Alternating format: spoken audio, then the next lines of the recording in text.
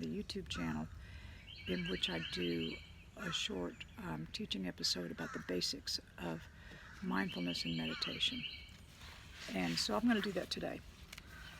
The first thing that I always do when I teach beginners meditation is to go over a list of things that meditation is not.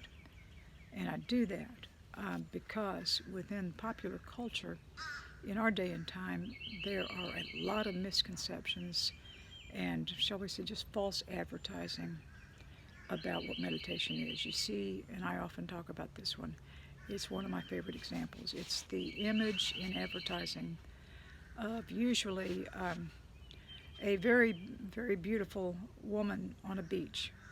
And she is sitting cross-legged on the beach, and her knees are very, very high, and she's got her hands in this kind of mudra position, and she's gazing out at the water with a beatific smile, or calm, let's say smile, some kind of a smile on her face. And the message is that if you do what she does, then you're going to feel great. You really should do this meditation thing. So that and other pop culture things, such as like co-opting the name of a great tradition in Buddhism. Zen Buddhism is an amazing tradition, but co-opting that word and using that word to mean bliss or zoned out bliss is a real huge misconception, but it adds to the idea that if we engage in meditation, we're going to feel fabulous. That's not necessarily the case, and certainly not for very many beginners. So here's some things that meditation is not. Let's see, look at my notes. Okay, first of all, here's a misconception from popular culture, is that meditation is a breathing exercise. And the idea is that one should find some optimal way of breathing, and that optimal way of breathing is going to feel really good or lead to automatically to enlightenment. That is not the case. In the tradition from which I teach, we don't mess around with our breathing. We don't do anything different with it, but we do carefully observe the sensations of the breath. And we use the breath sensations as an anchor to kind of stabilize us while we're in meditation. You're not going to try to breathe real deep or real slow or fast or shallow, but you're going to notice the differences in your breath as you sit. Okay, first of all, not a breathing exercise. Secondly, it's not a relaxation exercise. The goal of meditation is not relaxation. Now, there are practices that can superficially look like meditation practice that are designed for relaxation. For example, progressive relaxation exercises. That's not what we're doing here. We're doing something that has a much more grandiose and profound ultimate goal than relaxation. What we're seeking is a better life, a way of living that creates a world of minimal harmfulness to ourselves or others, and maximum wisdom in our own lives and in the lives of the others that we live with and influence with the way we live and the way we relate to each other. So we're looking for something much more than relaxation. Thirdly, I think that I mentioned this at the outset, but it bears mentioning again, this is not some kind of process that's going to instantly give you bliss. If you practice really diligently for a long time, you're going to find that this practice becomes quite enjoyable, and it can lead to insights that you'll be glad that you have come to about the nature of yourself and the reality that we live in. It takes a long time, though.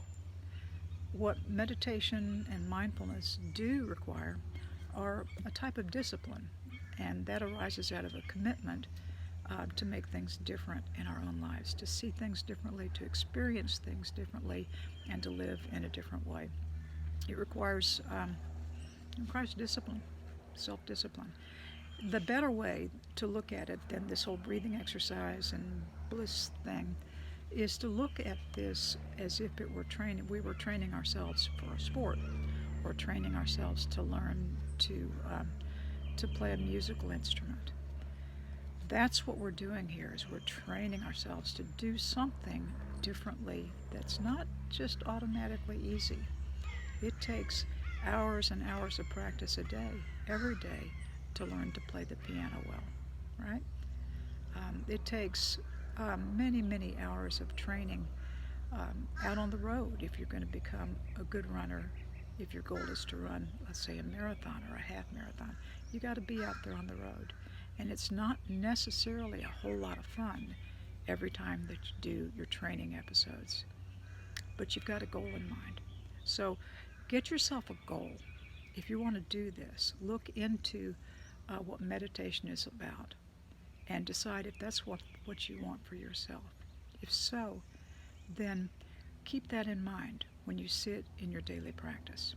Now I'm going to give you instructions on how to begin to sit in your daily meditation practice. In formal sitting practice, all you have to do is sit down. Find a place to sit where your back can be reasonably straight, where you're not going to need to shift around and move around a whole lot. You want to be in an alert posture. You don't want to be in a lounge chair or something like that. Some people really need to lie down when they meditate because of various biomechanical issues with their bodies. But ideally, you're going to want to be upright because the signal that you give your mind when you sit upright is wakefulness. Whereas the signal that you're giving your mind if you lounge or lie down is, it might be time to go to sleep. What we are after is wakefulness, real wakefulness about everything that's going on in our minds and in our bodies, and awareness of everything that's going on in our minds and in our bodies with a certain attitude, with an attitude of clarity, acceptance, and kindness. And it starts with sitting still. Now, for many, many people, sitting still is hard. I get many, many beginners in my beginner classes who will say, wait a minute, I can't sit still. Okay.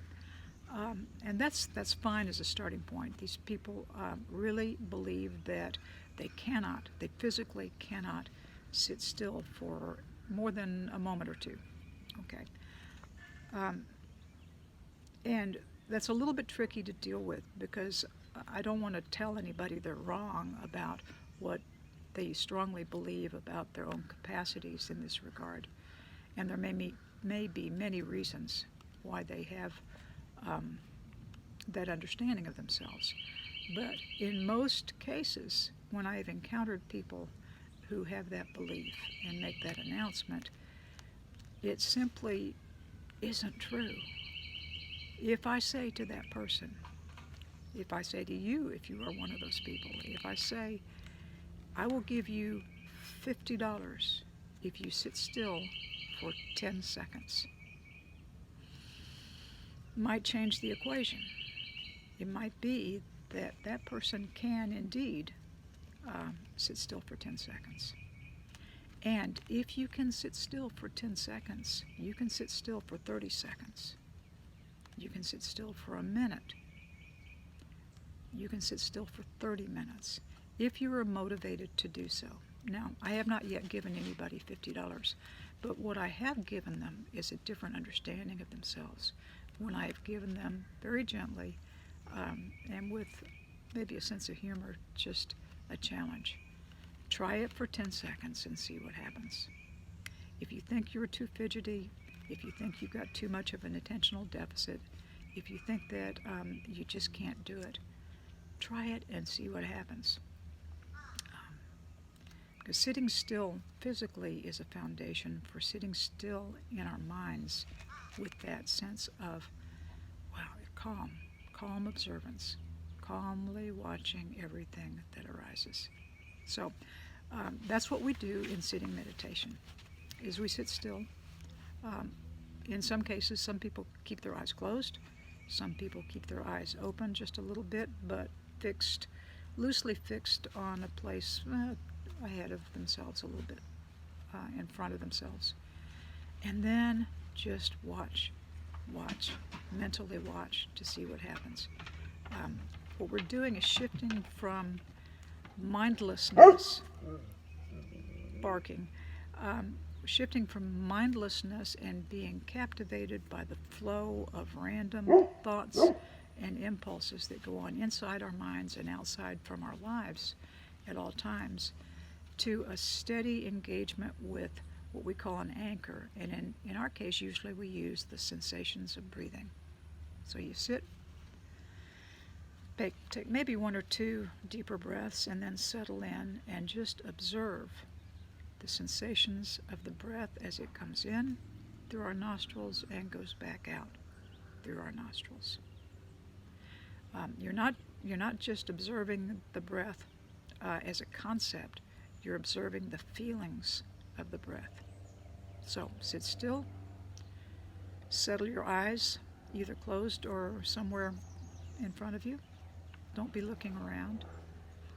Settle in on the sensations of breath and then see what happens. Okay? What you will find is what happens is that the whole world kind of explodes. Your mind is going to start yammering even louder than it usually does. What I call the toddlers in the back seat of your mind are going to be waving and hollering and wanting something and not wanting something else. And you're going to feel really overcome with internal chatter, sometimes called monkey mind. That's perfectly okay, and it's perfectly normal. You sit still with it. That's the trick, is simply to sit still with this. Not to say I can't quiet my mind, because believe me, nobody can by brute force quiet their mind. What we can do is the equivalent of letting a snow globe that's been shaken up, all those pieces flying around, let it settle. But you have to stay still and calm and accepting of what's going on right now to allow it to settle at all. Just watch. After a while, the voices from the back seat are not quite as loud. And perhaps you feel a sense of genuine peace with the realization that you can sit still with whatever it is going on right now in your life. Okay, so that's the first lesson. The second lesson is that this has to be done in order to give you any benefit. This is not something you can just read about in a book and put into play without actually practicing it. So I recommend acquiring the habit of sitting meditation every day. Even if your sitting practice is only for 2 minutes, that sitting practice of 2 minutes leads to the habituation or the development of the habit of doing your practice every day, just like practicing the piano every day, just like going for your daily run. If there's something that you want to get good at, you've got to form the habit. So that's the essence of why to meditate: to get a better life and a better, steadier life, a life that is awake and aware of the actual texture of what's going on in our lives right now, instead of absorbed with mind chatter. Instead of being mindless, what we want is to be mindful. I hope the rest of y'all who are watching this later, those who are watching it now, I hope you have a good Sunday, and I'll probably post another one of these in the next few days, at least once a week. Best wishes, be safe, be happy, be mindful.